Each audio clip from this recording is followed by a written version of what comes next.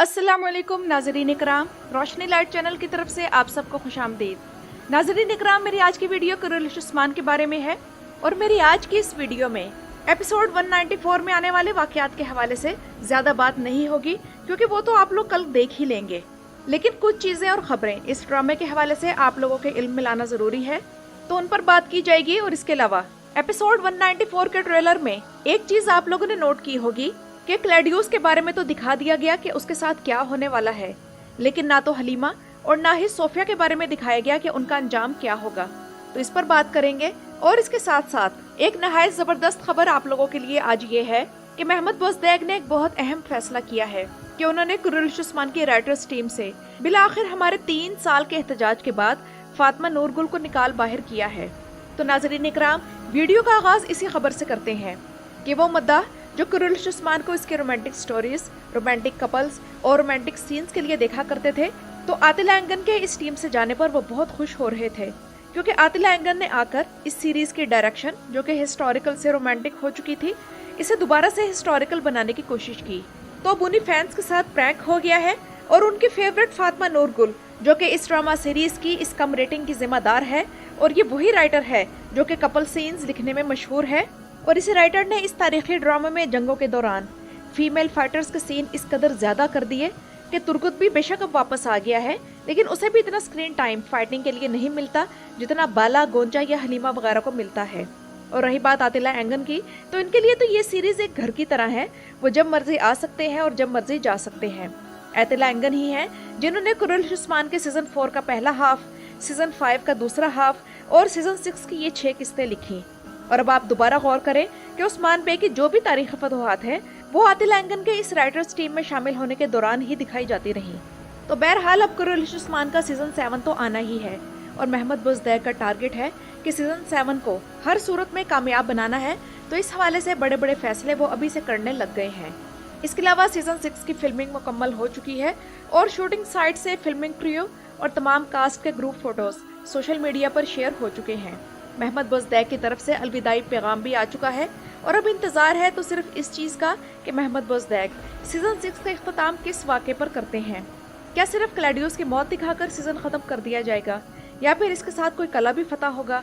या नहीं। और सबसे अहम बात ये कि सीजन के आखिर में सिर्फ बुरसा के फतह के अज़म को जाहिर करके ये सीजन ख़त्म होगा या फिर इस मामले में कोई एडवांसमेंट भी दिखाई जाएगी। तो ये सब चीज़ें देखना अभी बाकी है। इसके बाद नाज़रीन इकराम, बात करें अगर बाला के इस सीरीज से ब्रेकअप की, तो अभी तक इस बारे में कुछ भी कंफर्म नहीं है। तुर्की की जर्नलिस्ट बेसन आल्तुनताश ने खबर तो दे दी है, लेकिन असल हकीकत का इल्म अगला सीजन शुरू होने पर होगा। अगर तो बाला खातून इस सीरीज से चली जाती हैं, तो इस बात का बहुत ज्यादा इम्कान है कि मलून खातून को किसी तरह महमद बोज़दैग मना कर वापस आने पर मजबूर कर लेंगे,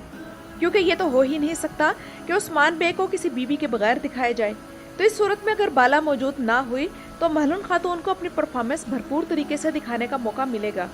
लेकिन खुदारा जंगों में नहीं बल्कि कबीले में हाइमा अना और हलीमा सुल्तान की तरह। अब बात करते हैं इस बारे में कि एपिसोड 194 के ट्रेलर में सोफिया का अंजाम तो दिखाया ही नहीं गया, तो क्या सोफिया अगले सीजन में भी रहेगी? तो नाजरीन इकराम, अगर सोफिया का किरदार इन्होंने अगले सीजन में भी रखा तो इसकी अगले सीजन में मौजूदगी तारीखी ड्रामा सीरीज की तारीख का सबसे गलत फैसला होगा, क्योंकि बेसन आल्तुनताश ने यकित पे और क्लैडियस के तो सीरीज से जाने का जिक्र किया है, लेकिन सोफिया के बारे में कोई भी खबर ब्रेक नहीं की कि वो होगी या नहीं। मेरा ख्याल है कि सोफिया और हलीमा के बारे में कुछ ना बताकर महमद बोज़दैग इस बारे में सस्पेंस रखना चाह रहे हैं ताकि ड्रामे की व्यूअरशिप बढ़े और इनके बारे में जानने के लिए तुर्की के लोग ड्रामा देखें। और लगता मुझे यही है कि हलीमा और सोफिया दोनों को इस ड्रामे से निकाला जाएगा और इनकी मौत दिखा दी जाएगी,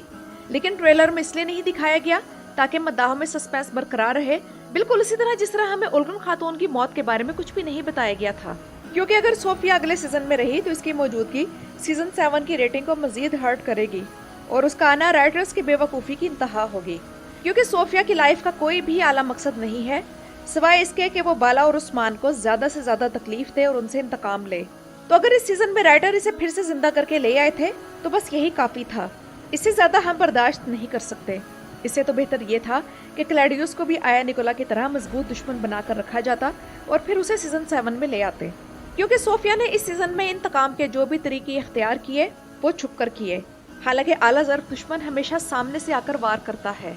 लेकिन मेरा दिल यही कह रहा है कि सोफिया का डेथ सीन शूट हो चुका है। और जहाँ तक हलीमा की बात है तो मैं अपनी इस बात पर अब तक कायम हूँ कि उसकी जगह अगर उस्मान बे के किसी तारीखी बेटे मसलन पाजारली बे, चौबान बे या हामिद बे वगैरह को शामिल कर लिया जाता और हलीमा की ही कहानी उनके हवाले से दिखाई जाती कि उस्मान बे का एक बेटा पैदा हुआ था, फिर सोफिया ने उसे किडनैप करके पाला पोसा और तुर्कों की नफरत उसके दिल में पैदा की, लेकिन फिर हालात ऐसे हो गए कि उसे हकीकत मालूम हो गई जैसे हलीमा को हो गई थी, तो यही कहानी कितनी जबरदस्त बन जाती।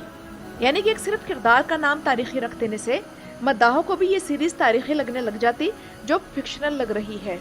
जबकि हलीमा का किरदार भी खत्म कर दिया जाएगा, क्योंकि मुझे ये महसूस हो रहा है कि ट्रेलर में अलाउद्दीन और गोंचा को रोता हुआ दिखाया गया है। तो बज़ाहिर तो यही लगता है कि अलाउद्दीन और गोंचा अपनी बच्ची की कब्र पर बैठे रो रहे हैं, लेकिन न जाने मुझे क्यों ऐसा लगा कि अब उनकी बच्ची की कब्र के साथ हलीमा की कब्र का भी इजाफा हो गया है और वो दोनों अपनी बेटी के साथ साथ हलीमा को भी याद करके आंसू बहा रहे हैं।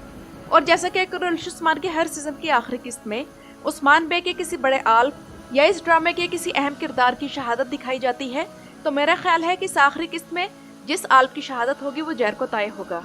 क्योंकि उलगन खातून का किरदार खत्म हो चुका है, गाजी आल्म अगले सीजन में नहीं आएगा, तो इसलिए जैरको ताई को भी खत्म कर दिया जाएगा। गाजी आल्म के बारे में तो ये कंफर्म है कि उनका ये आखिरी सीजन है और अगले सीजन में शायद एक टाइम जंप होगा, इसलिए इस बच्चे को जो कि गाजी आल्म का किरदार अदा कर रहा है इसे नहीं दिखाया जाएगा। और हर सीजन की तरह इस सीजन के आखिर में भी जल्दी जल्दी चंद कलों की फतूहात दिखाई जा रही है। और इस सीजन की सबसे जबरदस्त एंट्री उस्मान बे और तुर्गुत की ये एंट्री थी, क्योंकि इससे पहले उस्मान बे की बहुत जबरदस्त एंट्री कराजा हिसार कले में बामसी बे के साथ थी, तो वो भी यादगार थी, ये भी यादगार है, क्योंकि मर्द इसी तरह फतूहात के लिए जाया करते हैं। और इस सीजन की बेहतरीन फतह मुदुड़ने की फतह थी, जबकि कारादिन, आख हिसार और मुदुड़ने की फतूहात को मैं सीजन 3 के बाद बेहतरीन फतूहात शुमार करूंगी।